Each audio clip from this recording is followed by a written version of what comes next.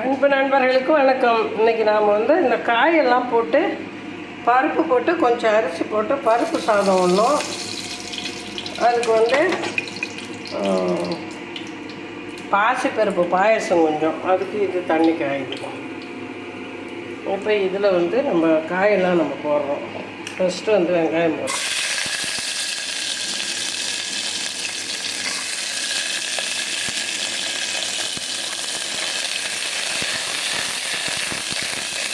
கடுகு உளுத்த பருப்பு இப்போ போட தேவையில்லை, ஏன்னா நம்ம தாளிப்பு கடைசியாக கொடுத்துக்கலாம், அதனால் இப்போ தேவையில்லை.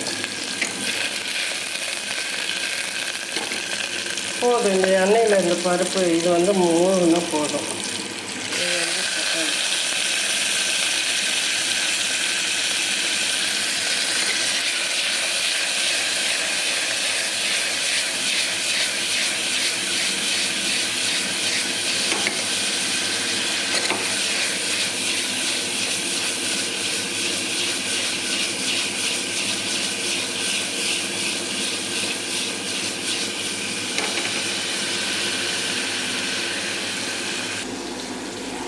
இதில் நம்ம சும்மா ஒரு 50 கிராம் பருப்பு வறுத்துக்கோம். பருப்பு நான் வாங்கும்போதே வறுத்து வச்சுருக்கேன், அதனால் வறுத்து தேவையில்லை. நீங்கள் அப்படியே வைக்கிறவங்க இருந்தால் வறுத்து போட்டுக்கோம். இது எப்படி குக்கரில் போட்டாலும் ஒரு மாதிரி நல்ல ஃபைன் குக் ஆகிடுச்சுன்னா அப்படியே கம்மு மாதிரி ஆகிடுது. அதனால் நான் இந்த மாதிரி தான் பாத்திரத்தில் போட்டு தான் வைப்பேன் பாயசம். வெங்காயம் தக்காளி நல்லா வணங்கிடுச்சு. இப்போ நம்ம இதில் கேரட்டு, பீன்ஸு, கத்திரிக்காய், அவரைக்காய், உருளைக்கிழங்கு கூட பிடிக்கிறவங்க இதில் போடலாம். நான் உருளைக்கிழங்கு போடுறதில்ல, சாப்பிட்றதில்ல, அதனால இது போடல. இந்த காயெல்லாம் போட்டோம்.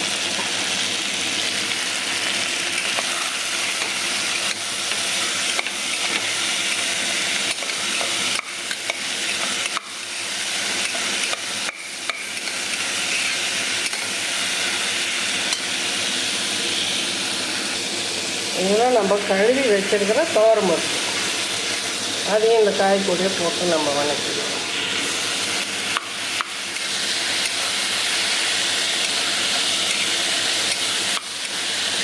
இதை நம்ம நல்லா சிம்மில் வச்சு கொஞ்சம் நேரம் காய் நல்லா வணங்கிட்டு இருக்குது. இதில் கொஞ்சம் கருவேப்பிலை போட்டுடலாம்.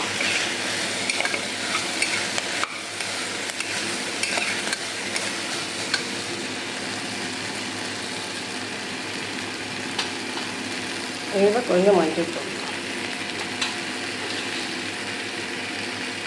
இது சாதத்துக்கு தேவையான கருவேப்பிலை. காய் வணங்கிடுச்சு. இப்போ நம்ம இதுக்கு தண்ணி ஊற்றிடலாம்.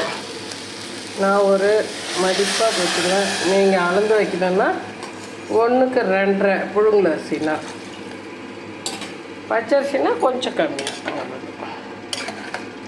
இவ்வளோ அரிசியை நான் ரொம்ப கம்மியாக போடுறேன் பாருங்கள், எவ்வளோ தான் போடுறேன். 200 கிராம் அரிசி, அவ்வளோதான். இப்போ நான் இது போடுறது, நான் இப்போ சமைக்கிறது இவ்வளோ தான். இது குழையாத இருந்தால் இந்த சாதம் சூப்பராக இருக்கும். குழைவு இல்லாத இருந்தால் சாதம் இன்னும் நல்லாயிருக்கும். இதுக்கு நம்ம மிளகாத்தூள் போடணும்.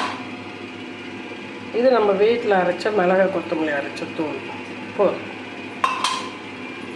நம்ம வேண்மால் ஹோம் ட்ரைட் சாம்பார் தூள் கொஞ்சமாக, ஏன்னா சாதமே ரொம்ப கம்மி தானே, போதும். இதெல்லாம் போட்டு அதுக்குள்ளே தண்ணி எடுக்க ஆரம்பிச்சிருச்சு, குக்காக ஆரம்பிச்சிருச்சு. ஏன்னா குக்கர் குட்டி குக்கர் தானே.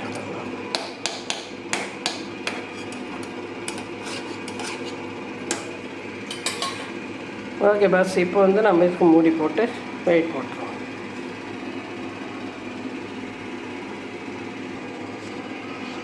எல்லாம் போட்டு மூடி போட்டோம். இப்போ இது வெயிட் போட்டுருவோம்.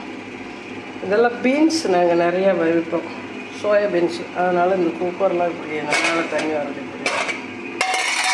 இப்படி இது பாயசத்துக்கு பருப்பு கொஞ்சமாக இருக்குதுன்னு நினைக்காதுங்க, இதே 4 பேர் சாப்பிடுவேன். பருப்பு பூத்து வேகும், அதில் அப்புறம் பால் போடணும், இந்த மாதிரி நம்ம வெல்லம் கொஞ்சம் போடணும். இந்த வேலைலாம் இருக்குதுல்ல.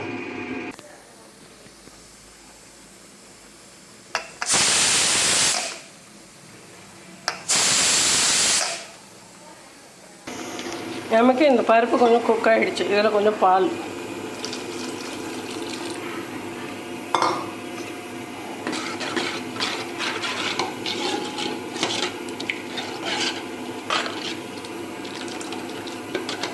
பால் ஊற்றி சிம்மில் வச்சு இன்னும் கொஞ்சம் குக் பண்ணலாம்.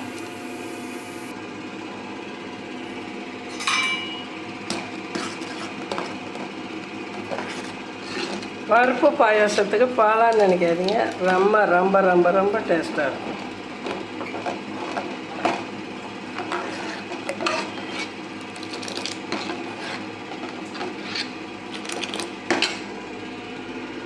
இதுக்கு இப்போ நம்ம நெய் போடணும்.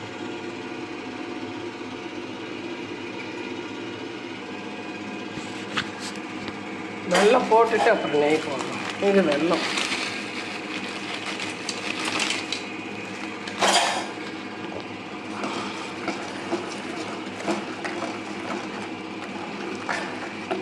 நூறு கிராம் பருப்பு போட்டிங்கன்னா 125 கிராம் வெல்லம் போடுங்க.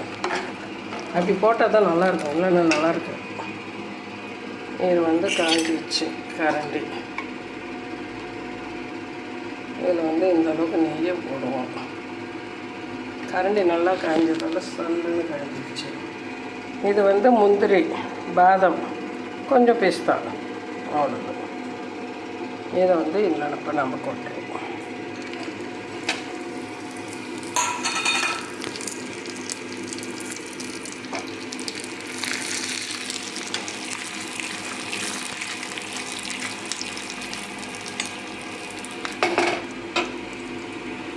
இன்னும் கொஞ்சம் பொரியிட்டு இதுக்கு நடுவில் நம்ம செஞ்ச சாதம் ஊற்றிக்கிற மாதிரி ஆகுது.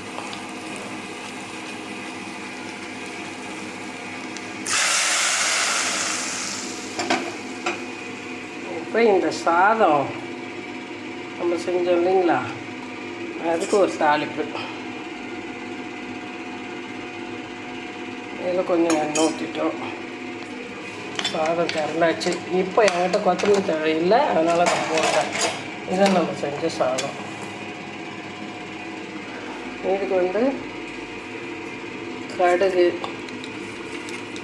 உளுத்தம் பருப்பு. இன்றைக்கி அமாவாசையால் இந்த பூண்டு, பெருங்காயம் இதெல்லாம் போடல. அதில் மிளகாய் போட்டிருக்கோம், மிளகாத்தூள் போட்டோம். இருந்தாலும் ஒரு 4 மிளகாய், கடுகு, உளுத்தம் பருப்பு, ஜீரகம், மிளகாய் இது போட்டு தாளிக்கிறோம். சாப்பாட்டு சாதம், நம்ம பருப்பு சாப்பாடு.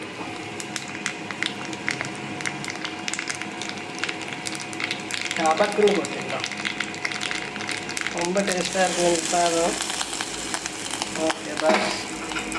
நெக்ஸ்ட்டு கொஞ்சம் நெய் பாருங்கள். நெய் நெய்யில் பொரிக்க வேணாம், கடுகுலாம் எண்ணெயில் பொரிச்சிக்கலாம். ஏன்னா நெய் அப்புறம் காஞ்சா வாசம் போயிடும். நெய் சூப்பராக இருக்கும்.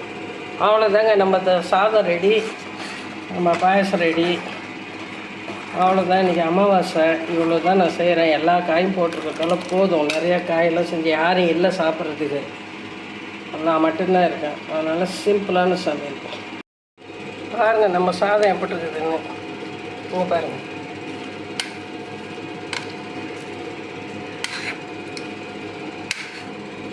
இப்படி பலன்னு இருக்கணும். அந்த குழன்னு ஆயிடுச்சுன்னா நமக்கு வயிறு நிறைய சாப்பிட முடியல. ஒரு சின்ன கப்பு சாப்பிடும்போதே திகட்டிடுது. இந்த சாதம் மட்டும் நம்ம செய்கிறப்ப சாப்பிட்ட மாதிரியே இருக்காது. இது நல்லா நமக்கு சாப்பிட்றதுக்கு நல்லாயிருக்கும். சாதமும் வெந்திருக்கணும், அதே நேரம் இப்படி பலன்னு இருக்கணும் பாஸ். அவ்வளோதாங்க பாஸ். பருப்பு காயெல்லாம் போட்டு ஒரு சாதம், பாசிப்பருப்பு போட்டு நட்ஸ் எல்லாம் கொஞ்சம் நிறையா போட்டு ஒரு பாசிப்பருப்பு பாயசம், கொஞ்சம் தயிர். இந்த தொண்டை வரட்டக்கூடாது, ஏன்னா ஒயிட் ரைஸ் நம்ம எடுத்துக்கணும்ல, அதுக்காக. ஓகே பாஸ், தேங்க்யூ ஃபார் வாட்சிங். சாதம் இதை செஞ்சு பாருங்கள், ரொம்ப அல்டிமேட்டாக இருக்கும்.